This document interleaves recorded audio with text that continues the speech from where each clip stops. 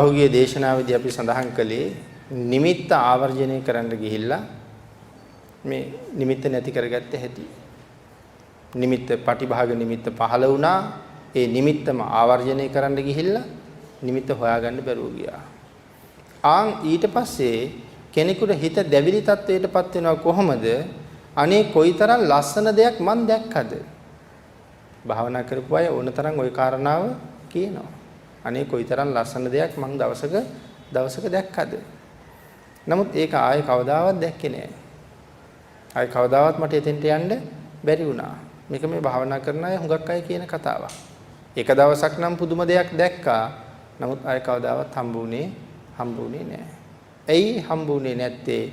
දැන් ඊට පස්සේ එයා භාවනා කරන්න පටන් ගත්තෙම ඒ එදා දැකපු අමුතුම දේ බලන ක්ලේශයත් එක්ක. ඒ හින්දා එයාට එතෙන්ට එන්න බැරුව යනවා. ඒ නිසා මේ සාරද්ධ හේවත් දුක් සහිතයි කියන්නේ දැවිලි සහිතයි කියලා සඳහන් කළේ ඒකයි. සාරද්ධ තත්වයටපත් වෙනවා. ඊටාම දැඩි තත්වයට දුකටපත් වෙන්න සිද්ධ වෙනවා ඒ පුජ්‍යලයට. ඉන් පසුව හිතනවා ආයෙත් මුල ඉඳලම භාවනා කරන්න ඕනේ කියලා. දැන් ඒ අර කාරණාව බලන්න. ආයෙත් මුල ඉඳලම භාවනා කරන්න ඕනේ කියලා හිතෙනවා. හැබැයි එයා එහෙම හිතලා භාවනා කරන්න ගියොත් එයාට එතෙන්ට එන්න බැරි වෙයි. නමුත් එයාට හොඳ ආචාර්යවරයෙක් ආයෙත් හම්බුනොත්, හොඳ ගුරුවරයෙක් හම්බ වුණොත්, ඒ ගුරුවරයාට මේ தত্ত্বය කියන්න ඕනේ මුලින් මට කලින් මෙහෙම තිබුණා, මට මෙහෙම වුණා, ආයෙ බැරි වුණා. ගුරුවරයාට ඒ කාරණාව කියලා දුන්නාම ගුරුවරයා දන්නවා මොකද්ද වෙලා තියෙන්නේ කියලා. ඊට පස්සේ ගුරුවරයා එයාට කියලා දෙනවා ආයෙත් එතෙන්ට යන්නේ කොහොමද කියලා. එහෙම දැන් එයා දන්නවනේ නිමිත්ත දිහා බලලා තමයි මට ඉස්සෙල්ලා වැරදුනේ කියලා. දැන් මේ පුද්ගලයා ඊළඟට නිමිත්ත පහළ වෙනවා. නිමිත්ත දිහා බලන්නේ නැහැ. ආස්වාස ප්‍රාස්වාස දිහාම දැඩිව බලාගෙන ඉන්න උත්සාහ කරනවා. එතකොටත් අරක නැතුව යනවා.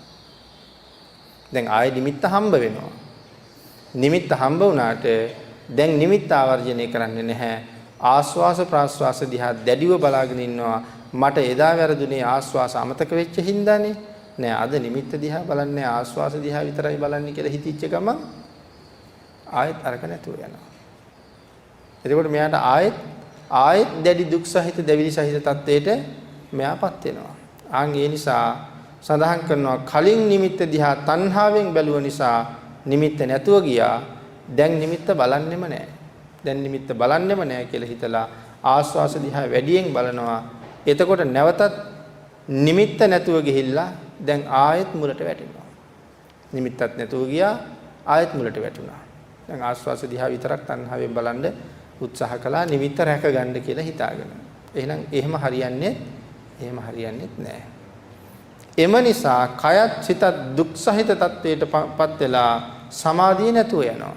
එක්කෝ ඉංජිතා කියන මට්ටමින් නැත්තම් පන්දිතා කියන මට්ටමින් ආයසිත කම්පණය වෙන්න පටන් අරගෙනයි තියෙන්නේ. ඒ නිසා සඳහන් කරනවා පින්වතුනි මේ ඉංජිත පන්දිත කියන්නේ ඊතරම්ම සියුම් කම්පනයක්. මෙතන ඉංජිත පන්දිත කියලා කියන්නේ දැඩි කම්පනයක්, පන්දිත කියලා කියන්නේ සියුම් කම්පනයක් වුණාට ඉංජිත කියන එකත් අපිට නොදැනෙන තරම් වූ සියුම් කම්පනයක්. ඒ නිසා මෙතන සඳහන් කරනවා මේ දෙක ඊටාම සියුම් කියලා. දැන් අර වෙලාවේ නිමිත්ත බලන්නේ කියලා හිතුවා. කම්පණය වුණා හිත. ඉස්සරලා ආස්වාසය බැලුවේ නැහැ නිමිත්ත දිහා බැලුවා. කම්පණය වුණා හිත. නමුත් අපිට තේරුණේවත් නැහැ එහෙම සිතුවිල්ලක්වත් මට ආවද කියලාවත් ඒ තරම්ම මේ කාරණාව සියුම් තැනක තියෙනවා. ඒ නිසා මේ සමාධියේ ඉන්න කෙනාට ඇඟිල්ලක්වත් හොලවන්න එපා කියලායි සඳහන් කරන්නේ. ඇඟිල්ල හෙලවුණා කියලා කියන්නේ හිත එහෙ ගිහිල්ලා කියලා.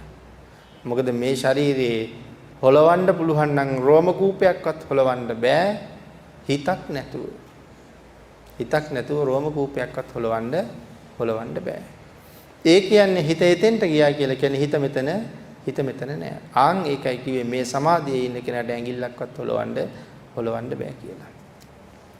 එහෙනම් අපි එක දවසක් භාවනාව පිළිබඳව උපදේශය සඳහන් කරන වෙලාවේ සඳහන් කළා යම් ආකාරයකින් කෙල ටිකක් ගිලුනොත් එතනත් බිඳුණා කියලා. නැගිල්ලක්වත් හොලවන්න බැරි නම් කෙල ගිලුණා කියලා කියන්නේ හිතේ ගිහිල්ලා කියන එකයි. එහෙම දෙයක් වෙන්නත් බෑ. එහෙමනම් භාවනාවට වාඩි වෙනවා නම් ඉස්සෙල්ලා හොඳටම කට පිරිසිදු කරන්න වෙනවා. කට පිරිසිදු කරලා මැදලා හොදලා දිව හෙලවෙන්නේ නැතුව තියාගන්න පුරුදු වෙන්න ඕනේ. දිව ගැන හිතන්නෙත් නැති වෙන්න ඕනේ. යම් හේතුවකින්වත් දිව චුට්ටක්වත් හෙලවුනොත් කෙලවුනන්න පටන් ගන්නවා. එහෙම වුණොත් කෙල ගිලින්නම එහෙම වුණොත් භාවනාව සාර්ථක වෙන්නේ නැහැ. ආන් ඒකයි මෙතන සඳහන් කළේ මේ සමාධියේ ඉන්නවා නම් ඇඟිල්ලක්වත් හෙලවෙන්න බෑ.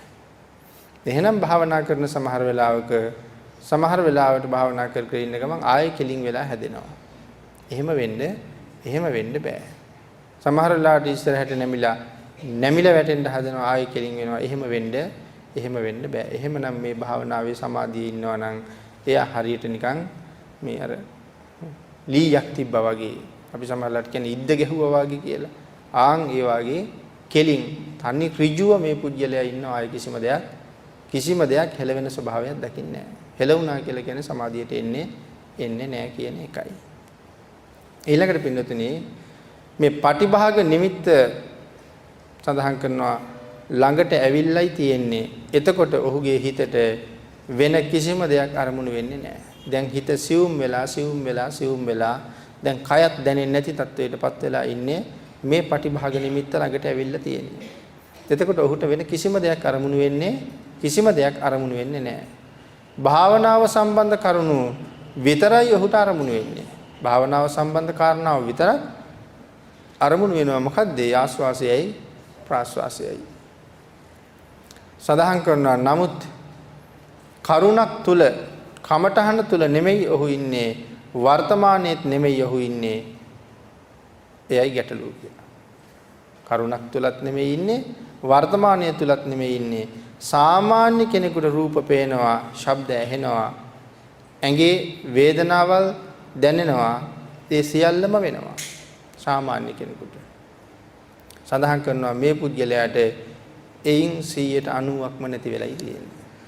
මේ සමාධියට ආසන්න වෙමින් ඉන්න පුද්ගලයාට තමන්ගේ ශාරීරියේ කිසිම දෙයක් දැනෙන්නේ නැහැ කියලයි සඳහන් කරන්නේ. සාමාන්‍යයෙන් මෙහෙම ඉන්න පුද්ගලයෙකුට තමන්ගේ ශාරීරියේ 100%ක්ම දැනෙනවා. නමුත් මේ සමාධියට එන්න උත්සාහ කරන පුද්ගලයාට 90%යි තියෙන්නේ කියලා සඳහන් කරනවා. ඒ කියන්නේ ඒක දැනෙන්නෙම නැති මට්ටමේ තමයි තියෙන්නේ.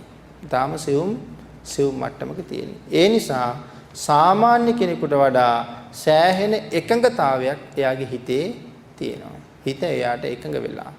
සාමාන්‍යයෙන් මෙහෙම ඉන්නකොට අපිට අපේ හිත එකඟ වෙලාම නැහැ.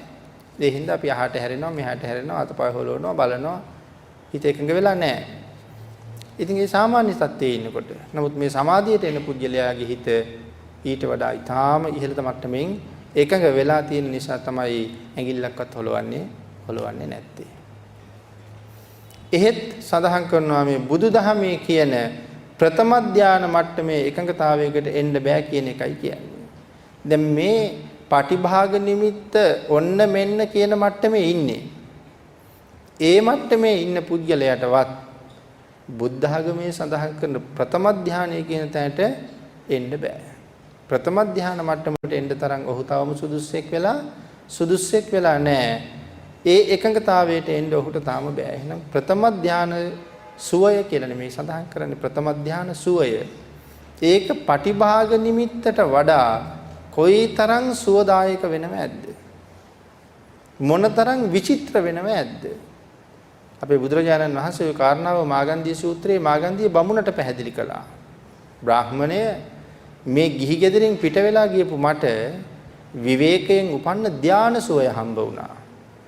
ආන් ඒ ධානයෙන් ප්‍රථම ධාන සුවය කියන එක දිව්‍ය ලෝක සුවයට වඩා උතුම්. නමුත් මේ පටිභාග නිමිත්ත ගාවට ආපු කෙනත් ප්‍රථම ධාන මට්ටමේ සුවයට තව ඇවිල්ලා නැහැ. ඒක දිව්‍ය ලෝක සුවයට වඩා උතුම් කියලායි සඳහන් කළේ. එහෙමනම් ප්‍රථම ධානයේ ඒ තරම් උතුම් නම් දෙවන තුන්වන හතරවන ධානයන් පිළිබඳව අපිට නම් හිතා ගන්නවත් බැහැ. නමුත් මේ මාර්ගයේ ඉස්සරහට ගිහිල්ලා දකිනවා මිසක් නැත්තම් ඒක විස්තර කරන්න තේරෙන්නේ නැහැ. ඒකනේ අපිට නිවන විස්තර කරන්නත් බැහැ. ලෝකයේ තියෙන උතුම්ම සැපය කියලා කියන්න විතරයි අපි දන්නේ. ඒක කොයි වාගේද කියලා කියන්න අපි කවුරුවත් නිවන් දැක්කේ නැහැ. නිවන් දැකපු උත්තමයෝ විස්තර කරපු දේවල් පොත්පත්වල තියෙනවා නිවන කොයි වාගේද කියලා. ආන් ඒ නිසා උන්වහන්සේලා දේශනා කරලා තියෙනවා මේ ලෝකේ නිවන තරම් උතුම් සැපයක් වෙන නැහැ කියලා. ඒ නිසා මේ ධානා මට්ටම ප්‍රථම ධානා මට්ටම කොයි වාගේද කියන කාරණාව ඒ ධානා මට්ටමට ගියපු කෙනාට හොඳට වැටහිලා තියෙන්නේ. කෙනෙක් ධානය නොලබාම නිවන් දකින්න උත්සාහ කළත් සමාධිය ප්‍රථම ධානා මට්ටමට දියුණු වෙන්න ඕනේ කියලා සඳහන් කරනවා. සමහර කෙනෙක් ධාන නොලබාම නිවන් දකින්න උත්සාහ කරනවා. ධාන ලැබුවේ නැති වුණාට සමාධිය ධානය තියෙන කෙනෙකුගේ සමාධිය කොයි වගේද? ධානය නැති වුණාට එයාගේ තියෙන සමාධියේ මට්ටමට මෙයත් සමාධිය දියුණු කරන්න ඕනේ. ධාන නොලබා නිවන් දකින්න හදනවා නම් කෙනෙක් එයා ධාන ලැබුවේ නැති වුණාට ධාන ලබන කෙනෙක් කොයි වගේ සමාධියක ඉන්නවද? ආංගී සමාධිය මෙයාටත් තියෙන්න ඕනේ. ධාන නොලබා නිවන් දකින්න හදන කෙනාටත් ධාන තියෙන කෙනාගේ සමාධිය තියෙන්න ඕනේ කියලා සඳහන් කරනවා. එතකොට කවුද මේ ධාන නොලබා නිවන් දකින්න එක්කෙනා? අපි කියව ශුෂ්ක විදර්ශක කියලා රහතන් වහන්සේ කෙනෙක් ගැන. උන්වහන්සේ ධාන ප්‍රාර්ථනා කළේ ධාන ලබන්න ගියේ නැහැ. නමුත් ශුෂ්ක විදර්ශක රහතන් වහන්සේටත් නැත්නම් ශුෂ්ක විදර්ශකව රහත් වෙන්න උත්සාහ දරන කෙනාටත් ධානලාභීකුගේ සමාධිය නම් තියෙන්න ඕනේ කියන කාරණාවයි මෙතන මේ සඳහන් කරන්නේ. ඊළඟට මේ ශුෂ්ක විදර්ශනාව හරි ඉදිරියට යන්න පුළුවන් වෙන්නේ ශුෂ්ක විදර්ශනාවෙන් හරි ඉදිරියට යන්න පුළුවන් වෙන්නේ මෙතන මේ කම්පණය සිද්ධ වෙනවා නම් සිත සෙලවෙනවා නම් සමාධියටපත් වෙන්නේ නැත්නම් ප්‍රථම ධානයට එන්න ලැබෙන්නේ නැහැ. එහෙනම් ශුෂ්ක විදර්ශකයාටත් ඒ කම්පණය වෙලා ඒ කම්පණය හරියන්නේ නැහැ. එහෙනම් යම් කෙනෙකුට ඒ කම්පණය ඇති වෙනවා නම් එයාට ප්‍රථම ධානය හම්බ වෙන්නේ නැහැ. ඉන් පසුව ආස්වාස මට්ටමිනුත් ඒක තියෙනවා. ආස්වාස මට්ටමිනුත් ඒක තියෙනවා කියලා කිව්වේ නිමිත්තං ආවජ්ජතෝ නිමිත්ත ආවර්ජනය කරද්දී පස්සාසේ චිත්තං විකම්පිතත්තා නිමිත්ත වැඩියෙන් ආවර්ජනය කරන්න ගිහිල්ලා ප්‍රාස්වාස අතහැරෙනවා. නිමිත්ත ආවර්ජනය කරනකොට නිමිත්ත වැඩියෙන් ආවර්ජනය කෙරුවොත් ප්‍රාස්වාස අතහැරෙනවා. ප්‍රාස්වාස වැඩියෙන් නැත්නම් ආස්වාස ප්‍රාස්වාස වැඩියෙන් ආවර්ජනය කෙරුවොත් නිමිත්ත අතහැරෙනවා. මේ දෙකෙන් එකක් කෙනෙකුට වෙන්න පුළුවන් එක අවස්ථාවක. එක අවස්ථාවක මේ දෙකෙන් එකයි වෙන්න පුළුවන්. එක්කෝ නිමිත්ත ආවර්ජනය කරන්න ගිහිල්ලා ආස්වාස ප්‍රාස්වාස අතහැරෙනවා. එහෙම නැත්නම් ආස්වාස ප්‍රාස්වාස අරමුණු කරන්න ගිහිල්ලා නිමිත්ත අතහැරෙනවා. හැබැයි ආස්වාස ප්‍රාස්වාසයි නිමිත්තයි තුනම එකවර ආවර්ජනය කරන්න බෑ. එක්කෝ ආස්වාසයි නිමිත්තයි නැත්නම් ප්‍රාස්වාසයි නිමිත්තයි. මේ තුනම එකපාර ආවර්ජනය කරන්න බෑනේ. මොකද ආස්වාසත් එක්ක ප්‍රාස්වාසය එන්නේ නැහනේ. නමුත් නිමිත්ත ස්ථාවරව පිහිටලා තියෙනවා. මේ දෙන්න වෙනස් වෙනවා. එතකොට එක්කෝ ආස්වාසයි නිමිත්තයි ආවර්ජනය කරන්න ඕනේ. ප්‍රාස්වාස කරන වෙලාවට ප්‍රාස්වාසයි නිමිත්තයි ආවර්ජනය කරන්න ඕනේ. නිමිත්ත හෙලවෙන්නේ ආස්වාස ප්‍රාස්වාස වෙනස් වෙනවා. මේ දෙක හරියට ආවර්ජනය කරන්න ඕනේ කියන කාරණාවයි එතන සිහිපත් කරන්නේ. නමුත් මේ අවස්ථා දෙකේදීම ඕනෑම කෙනෙකුට අර මුලින් සඳහන් කරපු தත්ත්වයේ ඇති වෙන්න පුළුවන්. එක්කෝ ආස්වාසයේ දිහා බලනවා නැත්නම් නිමිත්ත දිහා බලනවා. එක්කෝ ප්‍රාස්වාසයේ දිහා බලනවා නැත්නම් නිමිත්ත දිහා බලනවා. එහෙම වෙච්ච ගමන් ආපහු එයා මුලටම වැටෙනවා. ආයෙ යාට සිද්ධ වෙනවා මුල ඉඳලා පටන් ගන්න. එතන වැරදුනොත් එතන ඉඳගෙන ඒක හදන්න බැරුව යනවා. ඒ නිසා උපක්ලේශයක් හැටියට මේක හඳුන්වලා තියෙනවා. මේ ක්ලේශයන් ඇවිල්ලා මේ බිඳලා දාන හැටි උපක්ලේශය.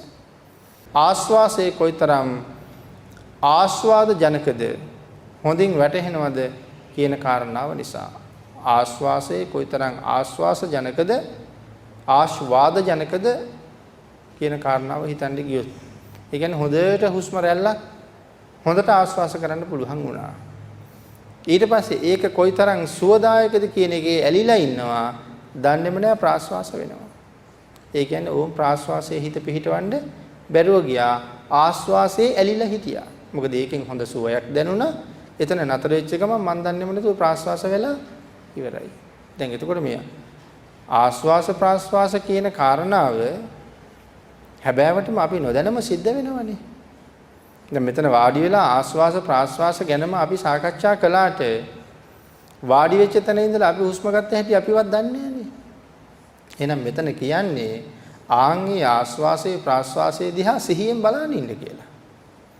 ඒක එනවා යනවා. මම ඉබේම කරනවමත් නෙමෙයි.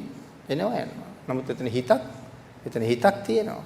හිතක් නැත්නම් ඒක වෙන්නේ නැහැ. ආන් ඒ නිසා යම් මොහතක ආස්වාසයට ඇලුනා නම් ප්‍රාස්වාසයේ නොදෙනී යනවා, ප්‍රාස්වාසයට ඇලුනා නම් ආස්වාසයේ නොදෙනී යනවා. අන් ඊතරම් සියුම් සිහියක් හොඳට පවත්වන්න ඕනේ මේක දකින්න. ආස්වාසයේ කොයිතරම් ආස්වාද ජනකද හොඳින් වැටහෙනවද කියලා කල්පනා කරුවොත් ප්‍රාස්වාසයේ වෙනව දන්නේම නැතුව. ඒ නිසා සඳහන් කරනවා හිත ආස්වාසයට වැඩියෙන් ඇලෙනවා. එහෙම වුණාම ප්‍රාස්වාසයේ සිදු වෙනවා.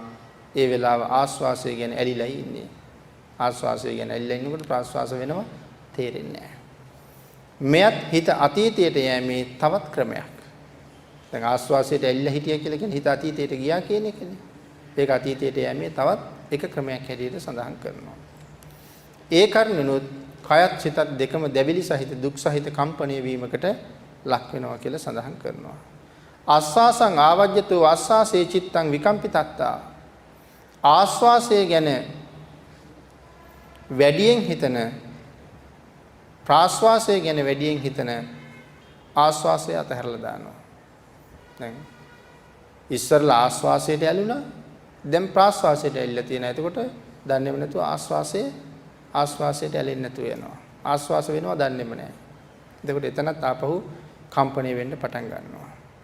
අතීතානු ධාවනේන චිත්තේන වික්කේපානු පතිතේන කායෝපි චිත්තම්පි සාරද්දෝච හොಂತಿ ඉංජිතාච පන්දිතාච.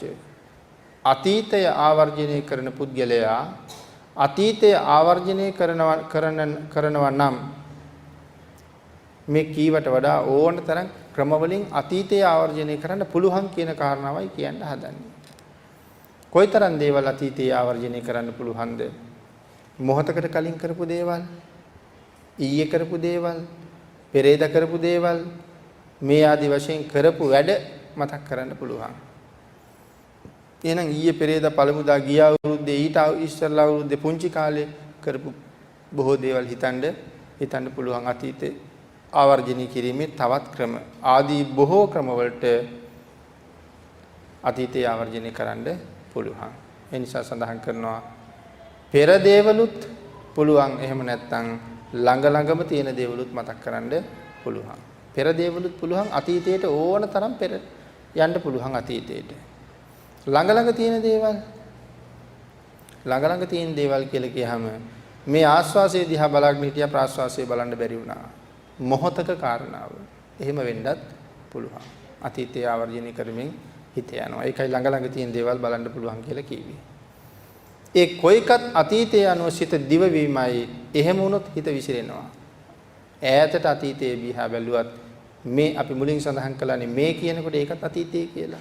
එහෙම ළඟ බැලුවත් මේ දෙකම හිත අතීතයට දිවවීම නිසා හිත විසිරෙන්න ඒක ප්‍රමාණවත් කරුණක්. අනාගත පටිකංකනේන චිත්තේන විකම්පිතේන. අනාගතේ ප්‍රාර්ථනා කරන්නා වූ සිතෙන් සිතයි කයයි දුක් සහිත වෙනවා, දෙවිලි සහිත වෙනවා. ඊළඟට අනාගතේ ප්‍රාර්ථනා කරනවා. අතීතය ගැන කල්පනා කළා, අනාගතේ ප්‍රාර්ථනා කළා. එතකොටත් හිත විසිරෙනවා. ලීනේන චිත්තේන කෝසජ්ජානුපත්තෝ කෝසජ්ජානු පතිතේන හැකිලුණු මන්දගාමී මන්දෝත්සාහී කම්මැලි හිතක් ඇති වෙනවා. හැකිලුණු මන්දගාමී කම්මැලි සිතක් ඇති වෙන්න පටන් ගන්නවා. අන්න ඒ වෙලාවටත් කයයි සිතයි දුක් සහිතයි. ඇකිලෙනවා කියලා කිව්වේ. මේ භාවනාවට හිත නැමෙන්නේ නැහැ. සමාධියේ ඉන්න උත්සාහවත් වෙන්නේ නැහැ. ඒතකොට හිත ඇකිලිලයි තියෙන්නේ. ආන්ගේ කාරණාවට යන්න බැරි වෙච්ච නිසා දුක් සහිත වෙනවා. ඊළඟට සඳහන් කරනවා ඒ කම්මැලිකම හෙවත් තීන මිද්දය මෙතන උපක්ලේශයක් වෙලා තියෙනවා. එහෙනම් නීවරණයන්ගෙන් එක්කෙනෙක් මැද්දට ඇවිල්ලා පැනලා ඒ නිසා භාවනාවට තියෙන උත්සාහය නිකම්ම අපෙන් මගහැරවලා දාලා අපේ හිත අකුලවලා අපි කම්මැලි කරවලා උදේ නෙමෙයි හවස නෙමෙයි හෙට හෙට නෙමෙයි අනිද්දාට එහෙම ක්‍රමක්‍රමයෙන් කාරණාව පසුබට කරලා දානවා. තීන මිද්දේ ඇවිල්ලා. අතිපග්ගහිතේන චිත්තේන උද්දච්චානුපතිතේන එහෙම කීවේ ඊළඟ ක්ලේශය එනම් වීර්ය අධික වූ සිතෙන් සිත විසිරෙනවා. වීර්ය අධික වූ සිතෙන් සිත විසිරෙනවා. මේ කරුණ අපි නීවරණ ගැන ටිකක් සාකච්ඡා කළා. වීර්ය වැඩි වෙන්න පටන් ගත්තොත් ආයෙත් හිත විසිරෙන්න පටන් ගන්නවා. අනික් ඉන්ද්‍රියන් සමග සමතාවය රැකගන්න බැරි වුණොත් උනන්දුව විතරක් වැඩි වෙනවා. හැම ඉන්ද්‍රියක් එක්කම සම වෙන්න ඕන. නැත්නම් උනන්දුව විතරක් වැඩි වෙලා ආයෙ විසිරෙන්න පටන් ගන්නවා. බොජ්ජංග වලින් මේ කාරණා පින්නතුනි සඳහන් කෙරුවොත් සමාධිය රැකගන්න බැරි තරම් වීර්ය වැඩි වෙනවා කියන එකයි. බොජ්ජංග වල පැහැදිලි කරනවා සමාධිය රැකගන්න බැරි තරමට වීර්ය වැඩි වෙලා තියෙන. ඒ නිසා සමාධිය එන්නේ නැතුව යනවා. ඊළඟට පින්නතුනි පග්ගහ කියන්නේ වීර්ය. පග්ගහ කියන වචනේ තේරුම වීර්ය. අති පග්ගහිතේන කියන්නේ වීර්ය වැඩි වෙලා කියන කාරණාවයි. එහෙනම් මුලින් අති පග්ගහිතේන චිත්තේන උද්දච්චානුපතිතේන කියලා කිව්වේ වීර්ය වැඩි වුණොත් ඒත් හිත උද්දච්චයට යනවා කිව්වේ විසිරෙන්න පටන් ගන්නවා කියන කාරණාව. අරමුණට හිත පනිනවා කියන කාරණාව එතන පැහැදිලි කරනවා. මේ එක අරමුණක ඉන්නේ නැහැ. එහාටත් පනිනවා මෙහාටත් පනිනවා. ආන් ඒ නිසා උද්දච්චය කියන සිත නිසාත් කයයි සිතයි දෙකම දුක් සහිත වෙලා දැවිලි සහිත තත්වයටපත් වෙනවා. අබිරතේන චිත්තේන රාගානුපතිතේන කායෝපි චිත්තම්පි සාරද්දෝච හොಂತಿ. රාග සහිත සිත්, ඇල්ම සහිත සිත් අබිරතිය කියලා කිව්වේ. ඒකට රාග සහිත, ඇල්ම සහිත සිත්. ඇල්ම සහිත සිත් සඳහන් කරනවා කුසල පක්ෂයෙන් නවත්ත ගන්න ඕනේ කියලා. මේ ඇල්ම සහිත සිත කුසල පක්ෂයෙන් නවත්ත ගන්න ඕනේ. මොකද අපේ ඇල්ම හැම වෙලාවෙම තියෙන්නේ පාපයට. පාපයට ඇල්ම වැඩිමයි. එහෙනම් මෙතනත් මේ ඇල්ම ගැන කතා කරනවා. ඒ ඇල්ම කුසල පක්ෂයේ නවත්තලා තියාගන්න කියලයි කියන්නේ. අකුසල පැත්තට යන්න දෙන්න එපා ඒ ඇල්මට. එහෙනම් කුසල ඡන්ද කියන තැනින් එහාට ගියහම ඒකට කියනවා රාගය කියලා. කුසල ඡන්ද කියන තැනින් එහාට ගියපු ගමන් ඒක රාග බවට පත් වෙනවා. තණ්හා, පිපාස, පරිලාහ ආදී වචන වලින් කියන දේවල් වලට කුසල පක්ෂයක් නැහැ. තණ්හාව කියන වචනේට කුසල පක්ෂයක් නැහැ. පිපාස කියන එකට කුසල පක්ෂයක් නැහැ. පරිලාහ කියන එකට කුසල පක්ෂයක් නැහැ. ඒ කොයි වගේද? කුසල පක්ෂයේ තියෙන්නේ කුසල ඡන්ද කියන මට්ටම විතරයි. කුසල ඡන්ද කියන එක කුසල මට්ටමේ තියෙනවා. ඊළඟට සඳහන් කරනවා තණ්හාව කියලා වචනයක් එතන නැහැ. කුසල ඡන්ද කියලා එකක් තියෙනවා. නමුත් කුසල තණ්හා කියලා එකක් නැහැ. කුසල පිපාස කියලා එකක්, කුසල පරිලාහ කියලා එකක් නැහැ. කුසල ඡන්ද කියලයි අපි කියන්නේ කුසලයට ඇති කැමැත්ත. කුසල් රාග කියලා කතාවක්, කුසල් පිපාස එහෙම එකක් නැහැ. ඒකයි සඳහන් කළේ තණ්හා, පිපාස, පරිලාහ කියන වචන වලට මේ කුසල පක්ෂයක් නැහැ කියලා. ඊළඟට සඳහන් කරනවා සාමාන්‍යයෙන් කුසලයට තියෙන කැමැත්ත අකුසලයට තියෙන කැමැත්ත තියෙන తত্ত্বය එතනින් එහාට වැඩි වෙනවා. කුසලයට තියෙන කැමැත්තට වඩා අකුසලයට තියෙන කැමැත්ත නිරන්තරයෙන් වැඩි වෙන්න පටන් ගන්න නිසා මේ ඇල්ම කියන එක කුසල ඡන්ද කියන තැනින් නවත්ත ගන්න කියලා සඳහන් කරනවා. කුසල පක්ෂයේ නම් ප්‍රේමය, රාගය, පිපාසය කියලා කියන්නේ පින්විතනේ පිපාසය කියලා සඳහන් කරාම එතන පැහැදිලි කරනවා මේ පිපාසය වැඩි වුණාම වතුර බොන්න හරියට උවමනා වෙනවා. පිපාසය වැඩි වෙන්න වතුර අවශ්‍යතාවය වැඩි වෙනවා. එතකොට පරිලාහ කියලා කියන්නේ ඇතුළතින් පිච්චෙනවා. පරිලාහ කියලා කියන්නේ ඇතුළතින් පිච්චෙනවා. සාමාන්‍ය පිපාසයක් දැනිලා අපි සමහරලාට පැය ගාණක් නමුත් ඉන්නවා. පිපාසයක් දැනුණා යම් රාජකාරියක නිරත වෙලා ඉන්නවා. වතුර ටිකක්වත් බොන්න මං අද නතර වුණේ නැහැ කියලා කතා කරන වෙලාවල් එහෙම වෙලාවල් තියෙනවා. හැබැයි පිපාසය උත්සන්න වෙලා ඇවිල්ලා අන්තිමට ඇතුළත ඉඳලම පිච්චෙන්න පටන් ගන්නවා. පරිලාහ කියලා කිව්වේ ඇතුළතින් පිච්චෙනවා කියන කාරණාව. එහෙනම් දැවිල්ලක් එනවා. ඒ මට්ටමින් ක්ලේශය වැඩි වෙනවා කියලා සඳහන් කරනවා. එතකොට ඒ දැවිල්ල එන්නේ වතුර බොන්න තියෙන කැමැත්ත වැඩි වෙනවා. ක්ලේශය වැඩි වෙනවා දැවිල්ල වැඩි වෙන්න. තණ්හා උපාදාන කියන මට්ටමට එතකොට යනවා. ඒ කියන්නේ ඕනෑම වෙනවා.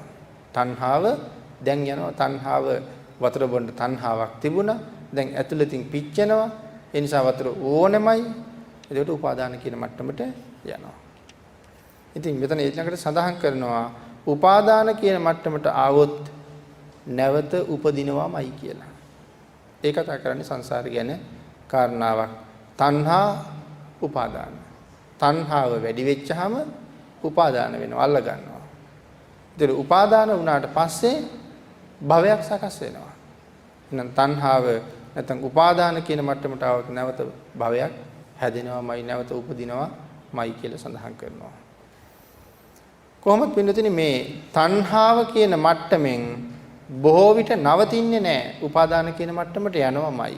තණ්හාව කියන මට්ටමේ නවතින්නේ නැහැ, උපාදාන වෙනවාමයි. අන්න ඒ නිසා අවිද්‍යාව තණ්හාව වගේ දේවල් තියෙද්දී නිවන් දකින්න බෑ කියලා සඳහන් කරනවා. එහෙමනම් පටිච්ච සමුප්පාදේ අපි කතා කරන අවිද්‍යාව පත්‍ය තණ්හා. එහෙනම් අවිද්‍යාවයි තණ්හාවයි තියාගෙන නිවනට යන්න බැරි නිසා ලෞකික පටිච්ච සමුප්පාදේ එකක්, නිවන් දකින්න පටිච්ච සමුප්පාදේ තව එකක්. ඒ නිසා අවිද්‍යාවයි තණ්හාවයි ඒ කාරණාවත් එක්ක නිවනට යන්න බෑ.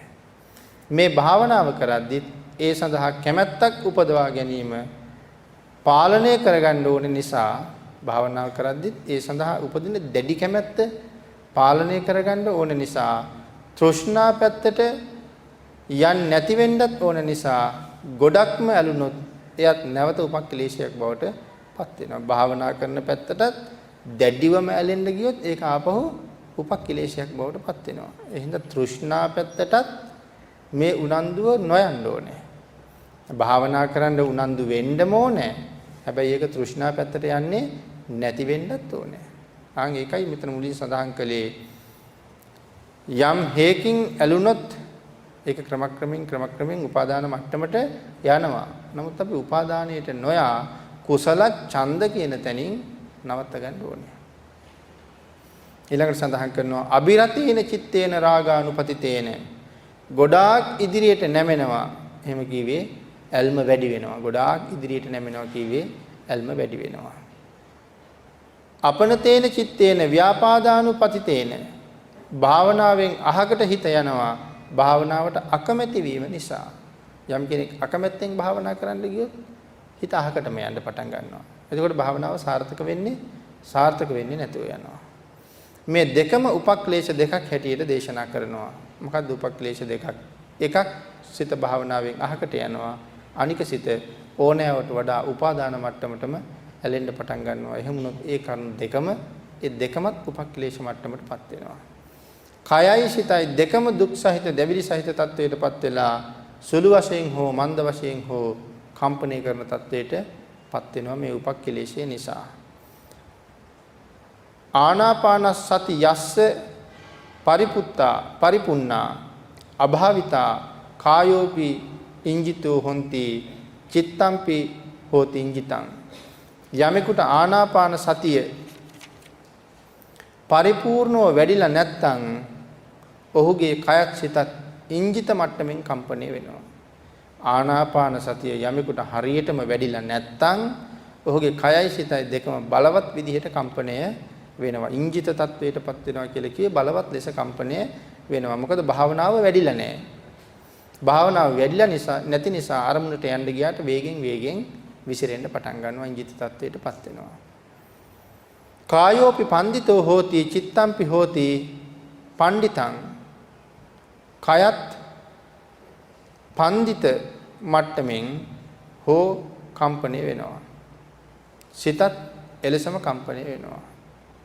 එක්කෝ ඉංජිත මට්ටමින් කම්පණය වෙනවා නැත්නම් පන්දිත මට්ටමින් කම්පණය වෙනවා කයයි සිතයි දෙකම.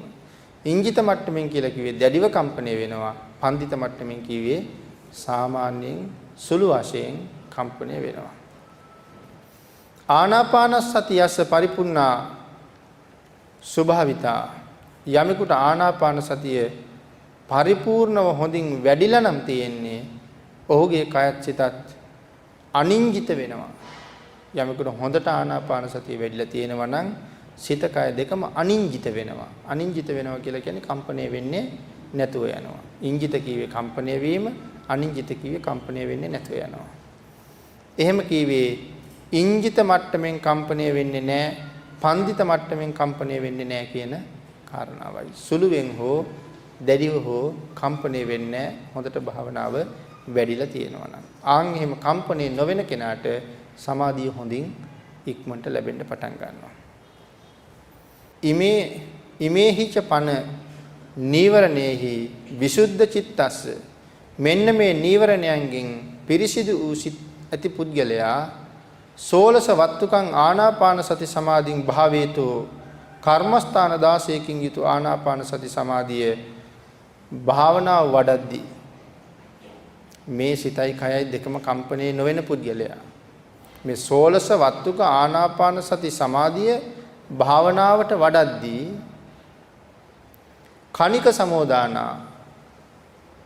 කණික සමෝදානා කියලා කිව්වේ ෂණික අවස්ථා යෙදීම් වශයෙන් ඉමේ අට්ඨාරස උපක්ඛිලේසා උපජ්ජಂತಿ මෙන්න මේ 18ක් වූ උපක්ඛිලේශයන් උපදින්නාහ කියලා බුදුරජාණන් වහන්සේ දේශනා කරනවා. කර්මස්ථාන 16කින් යුතු ආනාපාන සති සමාධියේ භාවනාවට වඩද්දී ෂණික අවස්ථා යෙදීම් වශයෙන් අට්ඨාරස උපක්ඛිලේශා උපජ්ජಂತಿ මෙන්න මේ 18ක් වූ උපක්ලේශයන් උපදින්නාහ කියලා සඳහන් කරන්නේ භාග්‍යවතුන් වහන්සේමයි. මේ සාකච්ඡා කරපු 18ක් උපක්ලේශ උපදින්න පටන් ගන්නවා. මේ උපක්ලේශයේ පිළිබඳව අවබෝධය ලැබුණාම ඒට උපක්ලේශ ඥානය කියලා කියනවා. මේ උපක්ලේශ 18 පිළිබඳව හොඳ අවබෝධයක් යමෙක් ලබාගෙන ඉන්නවා නම් එයාට උපක්ඛිලේශ පිළිබඳව ඥානය තියෙනවා. උපක්ඛිලේශ ඥානය. මේ කාරණාව නිසා උපක්ඛිලේශ ඇති වෙනවා. මේ ක්ලේශයේ ඇතිවීම නිසා සිත දුක් සහිත දෙවිලි සහිත තත්වයටපත් වෙනවා. එව නිසා සිත සමාධියෙන් ගිලිහෙනවා, කම්පණය වෙනවා. කම්පණය වීම සිදුවීම නිසා ඥානය ඇති වෙන්නේ නැති වෙනවා. ආන් ඒ කාරණාව පිළිබඳව අවබෝධ ඥානයක් උපදිනවා කාටද? උපක්ඛිලේශ පිළිබඳව ඥානයක් තියෙන කෙනාට. සිත කම්පණය වෙන, සිත කම්පණය නොවන කියන කාරණා දෙක පිළිබඳවම හොඳ අවබෝධයක් එයාට තියෙනවා. කාටද? උපක්ඛිලේශ ඥානය ලබාගත් කෙනාට. එතකොට උපක්ඛිලේශ ඥානය ලැබුවා කියලා කියන්නේ මොකක්ද? අපි දැන් මෙතෙක් වෙලා මේ සාකච්ඡා කරලා තියෙන කරුණු 18 අපි ගිය දේශනාවෙත් මේක සාහින්ද සාකච්ඡා කළා. ඒ කරුණු 18 පිළිබඳව යමෙක් හරියට මන අවබෝධයක් තියාගත්තා නම් එයාට උපක්ඛිලේශ ඥානය තියෙනවා. ආන් ඒ ඥානයත් අරගෙන මේ භාවනාවට වාඩි වෙන කෙනා මේ එක බාධාවකටවත් අහු වෙන්නේ නැහැ. කෙලෙස් උපදින තැන හොඳට දන්නවා. කරුණ දැනගෙනයි භාවනාවට වාඩි වෙන්නේ. ආන් ඒ වෙලාවට නිමිත්ත පහළ වුණත් ඒ නිමිත්ත ආවර්ජනය කරන්නේ කොහොමද කියලා දැනගෙන තමයි වාඩි වෙලා තියෙන්නේ. නොදන්නා කෙනා නිමිත්ත බලන්න ගිහිල්ලා නිමිත්ත නැති කරගෙන ආය මුල ඉඳලා යන්න පටන් ගත්තා. දන්න කෙනා ඕනෑවට වඩා නිමිත්ත දිහා බලන්නේ නැතුව නිමිත්ත රැකගෙන ඉදිරියටම යනවා. එහෙමනම් උග්ඝහ නිමිත්ත සියුම් වෙලා පටිභාග නිමිත්ත ලැබුණා.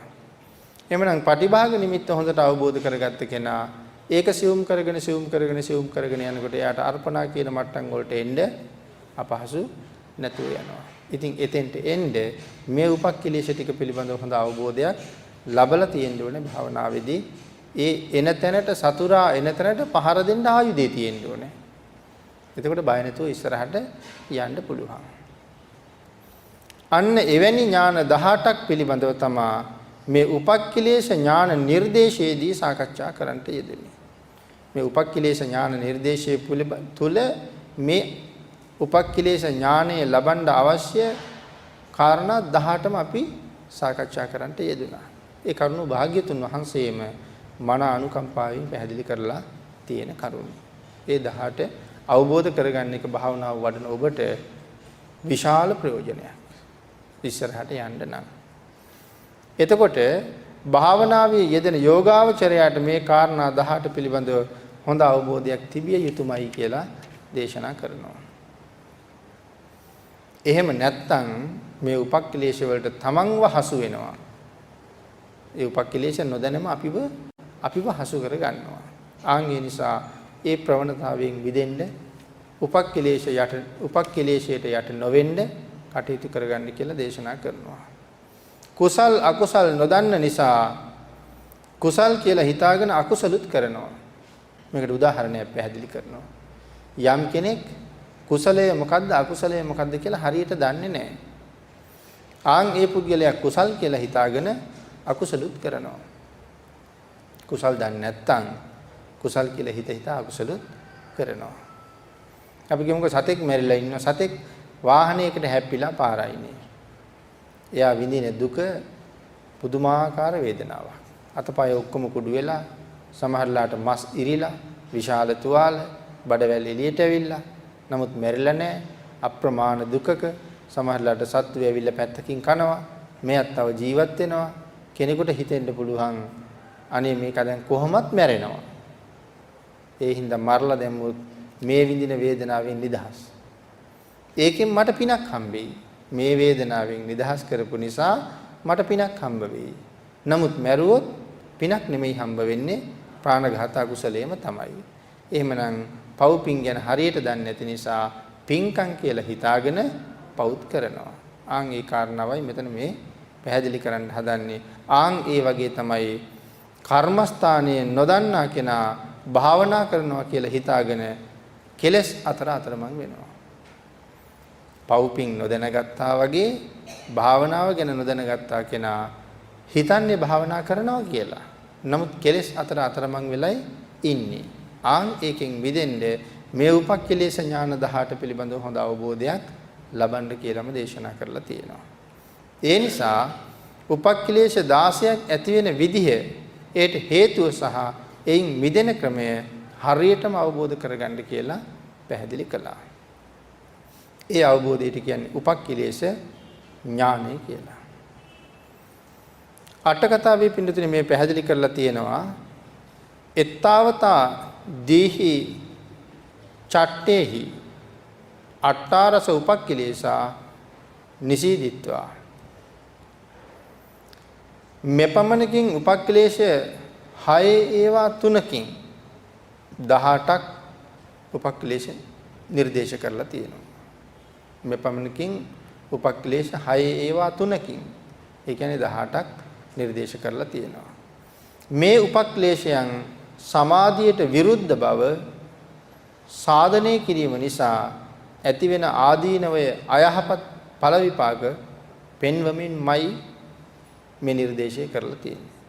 මේ උපක්ඛලේශ වලින් සමාධියට සිද්ධ වෙන බාධාව අයහපත් ප්‍රතිඵලයේ පෙන්වමින්ම තමයි මේ කාරණා ටික විස්තර කරලා තියෙන්නේ කියලා සඳහන් කරනවා. නැවත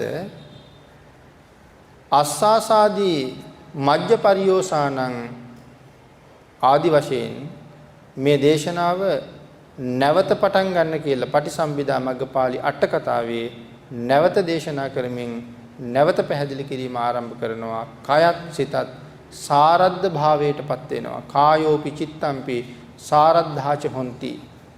සමාධියේ නැතුව සිත වික්ෂේපයටපත් වුණාට චිත්තජ රූප ඇති වෙන්නේ ඒ අනුවමයි. සඳහන් කරනවා සමාධියේ නැතුව සිත වික්ෂේපයටපත් වුණාම සමාධිය නෑ දැන් හිතේ. එහෙනම් හිත විසිරෙමින් තියෙන්නේ. ඒ වෙලාවට හිතේ ඇතිවෙන චිත්තජ රූප මේ චිත්තජ රූප ඇති වෙන්නේ මේ විසිරීම අනුවමයි කියලා සඳහන් කරනවා.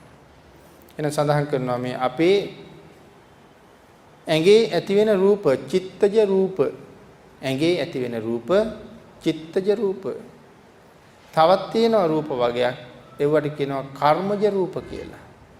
තවත් තියෙනවා රූප වගයක් ඍතුජ රූප කියලා. තවත් තියෙනවා රූප වගයක් ආහාරජ රූප කියලා. මේ හතරවෙනි කොටසකුත් නැත්නම් ආහාරජ රූප කියලා හතරවෙනි කොටසකුත් තියෙනවා. එහෙනම් මොනවද මේ හතර? චිත්තජ රූප, කර්මජ රූප, ඍතුජ රූප, ආහාරජ රූප. සඳහන් කරනවා කෙනෙක්ගේ හිත අනුව ඇඟ වෙනස් වෙනවා. කෙනෙක් හරි සතුටින් ඉන්නවා නම් ඒ ඇඟත් පිපිලා තියෙනවා වගේ පේනවා. කෙනෙක් ඊටාම දුකින් ඉන්නවා නම් එයා මලානික වෙච්ච බවක් එයාගෙන් පේනවා. එහෙනම් සඳහන් කරනවා කෙනෙක් ඉන්නේ දුකෙන්ද සතුටෙන්ද කියන එක හොයන්න පුළුවන් ඔහු ඉන්න ස්වභාවය දිහා බලහම. මෙයා දුකෙන්ද ඉන්නේ සතුටෙන්ද කියලා ඉන්න ස්වභාවය දිහා බලහම හිත හැකි. ඒ කොහොමද? ඒ රූපවල තියෙන්නේ චිත්තජ රූපයි. ඒ වෙලාවේ පේන්න තියෙන රූප චිත්තජ රූප. එහෙනම් දැන් මේ දුක මුලින්ම ඇති වෙලා තියෙන්නේ හිතට. හිතේ තමයි දුක තියෙන්නේ. එහෙනම් දැන් මේ චිත්තජ රූප තමයි ඒ හිත දුකෙන් තියනවා වගේම ඒ රූපත් දුක් සහිතව වගේ පහළ වෙලා පේනවා. ඒ නිසා අපිට පේනවා පුද්ගලයා මලානික වෙලා වගේ. ඊළඟට සතුටින් ඉන්නවා නම් ඒ චිත්තජ රූප එයා නිකන් සතුටින් හරි ප්‍රීතියෙන් ඉන්නවා වගේ. අපි දැක්ක ගමන් අහනවා අද නම් හරි සතුටින් වගේ. තව කෙනෙක් දැක්කහම අහනවා අද නම් බොහොම දුකින් වගේ. මොකද දැක්ක ගමන් පේන්න තියෙන්නේ සිතේ ස්වභාවය මේ රූප වලින් මතු කරලා පෙන්වු කරලා තියෙන නිසා. ඊළඟට සඳහන් කරනවා තවත් වෙලාවක කෙනෙක් මහා සීතලෙන් ඉන්නවා. එහෙම නැත්නම් කෙනෙක් උණුසුමින් ඉන්නවා. ඒ වෙලාවට පහළ වෙන රූප ඍතුජ රූප කියලා සඳහන් කරනවා. නමුත් හැම වෙලාවෙම සිත් උපදින නිසා මේ සිත නිසා උපදින රූප කොටසකුත් තියෙනවා. හැම වෙලාවෙම සිත් උපදිනවානේ. ඍතුජ රූප වෙලාවෙත් තියෙනවා. එතකොට ආහාරජ රූප වෙලාවෙත් තියෙනවා. චිත්තජ රූප වෙලාවෙත් තියෙනවා. හැම වෙලාවෙම සිත් උපදිනවා. ඒ නිසා මේ නිරන්තරයෙන්ම සිත් උපදින නිසා සඳහන් කරනවා උපදින රූප කොටසකුත් හැම වෙලාවෙම තියෙනවා කියලා. ඒ වගේ යමෙක් භාවනා කරද්දී සිත විසිරුණාම සිත නිසා උපදින රූප ටික උපදින්නේ වික්ෂේප ගතයට අනුරූපවමයි. සිත විසිරුණාම ඒ සිත නිසා උපදින හැම රූපයක්ම උපදින්නේ විසිරුණ ස්වභාවයෙන්ම යුක්තමයි. හිත විසිරීලානේ තියෙන්නේ. හිත නිසා උපදින සියලුම දේවල් එතකොට විසිරුණ ස්වභාවයෙන් යුක්තයි. එහෙම නැත්නම් විසිරීමට අනුවමයි. එක්ක විසිරින ස්වභාවයට යුක්තයි නැත්නම් විසිරීම හේතු කරගෙන විසිරීමට අනුවම උපදිනවා. ඒ විසිරුණු සිත් පරම්පරාවක් පැවතීමට ඒ විසිරුණු සිත් නිසා සිත නිසා ඉපදුණු රූපත් ඉදිරියට ඇති වෙන සිතුත් කැළඹෙනවා. එහෙම වෙන්නේ එකක් අනෙකට සම්බන්ධ නැති නිසා. නිරන්තරයෙන් මේ විසිරීම නිසා එකකට එකක් සම්බන්ධ නැතුව කැළඹෙමින් තමයි ඊළඟට සිත් පරම්පරාව උපදිලා තියෙන්නේ උපදින්නේ. ඒ නිසා තමයි කීවේ මහතා කෝබේන කුපිතා මහත් වූ කැළඹීමට පත්ව සදරතාච දැවිලි සහිත දුක් සහිත තත්වයටපත් වෙනවා. මහත් වූ කැළඹීමෙන් යුක්තව දැවිලි සහ දුක් සහිත තත්වයටපත් වෙනවා. ඊට වඩා කයේ දැවිල්ලක් අපහසුතාවයක් දැනෙන කෙනාට තමයි ඉංජිත කියලා කියන්නේ. මේ කලබිලි තත්වයට වඩා වැඩි දැවිල්ලක් කැළඹීමක් තියෙනවා නම් ඒකට කියනවා ඉංජිත කියලා. භාවනාවේ යම් මට්ටමක ඉන්න කෙනෙකුට මේ කය දැනෙන්නේ නැතුව යනවා. භාවනාවේ යම් මට්ටමක ඉන්න කෙනෙකුට කය නොදැනී යනවා කියලා සිහිපත් කරනවා. කය නොදැනී යනවා කියලා කියන්නේ කය පවතිනවා. නමුත් කය නෑ වාගේ. සැහැල්ලු වෙලා ඒ තරමට. සමහර කෙනෙකුට ඔය තැනට එනකොට ඇත්තටම කය නැද්ද කියලා හිතෙනවා. හැබැයි හිතෙන් ආවා කියලා කියන්නේ අර හිතපු තැනින් බිඳිලා. එතකොට එයා ආස්වාස ප්‍රාස්වාස දිහා විශේෂයෙන් බලන්න ගත්තා. ඒ බලන්න ගත්ත ගමන් මාර සමාධිය ඔක්කොම වේගෙන් බිඳිලා ඉවරයි. එහෙනම් මේක බිඳෙන්න ගත වෙන්නේ ලක්ෂ කෝටි වාරයකින් බොහොම චූටි ප්‍රමාණයයි. ඒ නිසා කය නෑ වගේ දෙන්න සමහර අය බය වෙනවා. ඒ නිසා ඉක්මනට බඩට අත තියලා බලනවා. මේ බඩ ඉස්සෙනවද පාත් වෙනවද කියලා. පපුව ඉස්සෙනවද පාත් වෙනවද කියලා. නැත්තම් එකපාරම හිත යොමු කරනවා බඩට නැත්තම් පපුවට. ඒ වෙලාවේ භාවනාවෙන් සම්පූර්ණ පුද්ගලයා ගිලිහෙනවා. ආන් ඒ දැනෙන මට්ටමින් තමයි මේ සාරද්ධ කියන මට්ටමින් කයයි සිතයි දෙකම දුක් සහිත දැවිලි සහිත මට්ටමටපත් වෙනවා කියලා ඒ කාරණාව එතන ඒ විදිහට විස්තර කරලා සඳහන් කරලා තියෙනවා. එහෙනම් මේ කාරණාව මනාව පැහැදිලි කරමින් භාග්‍යතුන් වහන්සේ මේ භාවනාව හරියටම කොයි විදිහටද කවුරු හරි සම්පූර්ණ කරන්නේ? කොයි විදිහටද ඒකෙන් ප්‍රතිඵලයක් ලබන්නේ? කොයි ආකාරයෙන්ද ඒක ඉදිරියට දියුණු කරගෙන යන්නේ කියන කාරණාව මනාව මේ දේශනාවල් වල අපිට පැහැදිලි කරලා දීලා තියෙනවා. එහෙනම් ඒ එකකවත් කිසිම අඩුවක් දක්වලා නැහැ. භාග්‍යතුන් වහන්සේ කිසිම කාරණාවක් අපෙන් සංගවලා තියලත් නැහැ. මේ මහත් වූ ගම්බීර වූ භාවනා ක්‍රමය ආනාපාන සතිය. මුළු සංසාරෙම දකින්න තියෙන තැන, මුළු සංසාර ගමනම නවත්තන්න තියෙන තැන, මුළු සසරම නිවන්න පුළුවන් තැන අපේ නාසිකාග්‍රයේ මුල තියෙනවා කියන කාරණාවයි මෙතනින් පැහැදිලි කරලා තියෙන්නේ. නමුත් මේ නාසිකාග්‍රයේ මුල ගැටෙන වාතය, අභ්‍යන්තරයට යන වාතය, බාහිරයට එන වාතය කියන කාරණාව පදනම් කරගෙන මොන තරම් සංකීර්ණ කරුණු ගොඩක් අපිට ඉගෙන ගන්න තියෙනවද? මේ භාවනාව සම්පූර්ණ කිරීම වෙනුවෙන් කොච්චර කරුණු ගොඩක් ඉගෙන ගන්න තියෙනවද? නහයත් තොලත් අතර, නාස්පුඩුවත් තොලත් අතර තියෙන දුර ඊටාම සීමිතයි, අඟලක්වත් ඇති නැති තරම්. නමුත් මෙතන උපදින වාතය අපිට පේන්නේත් නැහැ. නමුත් මේක දිහා බලාගෙන සංසාරයෙන් එතර වෙන්න කටයුතු කරන්න කියලා මෙතන දේශනා කරලා තියෙනවා. ඉතින් එතකොට කොයිතරම් ඒක සංකීර්ණද? මේ තරම් ආත්ම කෝටි ගණන් ප්‍රකෝටි ගණන් ආවේ මේක වැටහිච්ච නැති හින්දා. අපි අර එක තැනක සාකච්ඡා කළානේ බුදුරජාණන් වහන්සේ පැහැදිලි කරලා තියෙන කාරණාවක් මේ සසර කොයිතරම් දිගද කියන තැන. මහා සාගරයේ ජල කඳට වැඩිය එක අම්මා කෙනෙකුගෙන් කිරි බීලා. ඉතින් ওই තරම් කිරි බීවේ මේ නාසිකාග්‍රයේ ඇතිවෙන ආස්වාසයේ ප්‍රාස්වාසයේ පිළිබඳව හරියට අවබෝධයක් ලැබුවේ නැති හින්දා. එහෙනම් මොනතරම් මේ තන සංකීර්ණ තැනක්ද? සංසාරෙම එතන තියෙනවා කියලා සඳහන් කළේ ඒ හින්දා මේ භාවනා ක්‍රමයේ හරියටම අවබෝධ කරලා දියුණු කරලා වඩන්න නම් ඊටාම අවබෝධයෙන් යුක්තව මුලින් සඳහන් කරපු මේ උපක්ඛිලේශ ඥාන 18 පිළිබඳව අවබෝධයක් ඇති කරගන්න එක මේ සියලු දෙනාට ඊටාම වටිනවා. මේ දේශනා මාලාවේ අවසාන අදියර තමයි මේ පවතින්නේ. ඒ අවසාන අදියරේ මේ සාකච්ඡා වෙන කරුණු මේ භාවනාව දියුණු කරගන්න ඊටාම වටිනවා.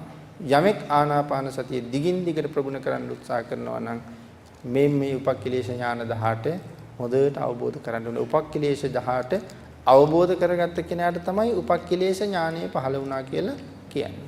ආන්ගේ ඥානය මුලින්ම දිනු කරගෙන භාවනාවට වාඩි වෙනවා නම් උග්ඝහ නිමිත්ත, පටිභාග නිමිත්ත කියන නිමිති ළඟට ඔබ යනකොට නිමිත්තත් රැකගෙන හිතත් රැකගෙන ඉස්සරහට යන්නේ කොහොමද කියන එක පිළිබඳව අවබෝධය ලැබලා යන නිසා ඒ අවබෝධය නොලබපු කෙනා මුහුණ දීපු අපහසුතාවයට ඔබ මුහුණ පාන එක නෑ. එහෙනම් ඒ කරුණු අවබෝධ කරගෙන මේ භාවනාව සාර්ථක කරගන්න ඔබ සියලු දෙනාටම භාග්‍යතුන් වහන්සේගේ ආශිර්වාදයෙන්ම ශක්තිය, ධෛර්යය, වාසනාව උදා වේවා කියලා ආශිර්වාද කරලා ප්‍රාර්ථනා කරනවා.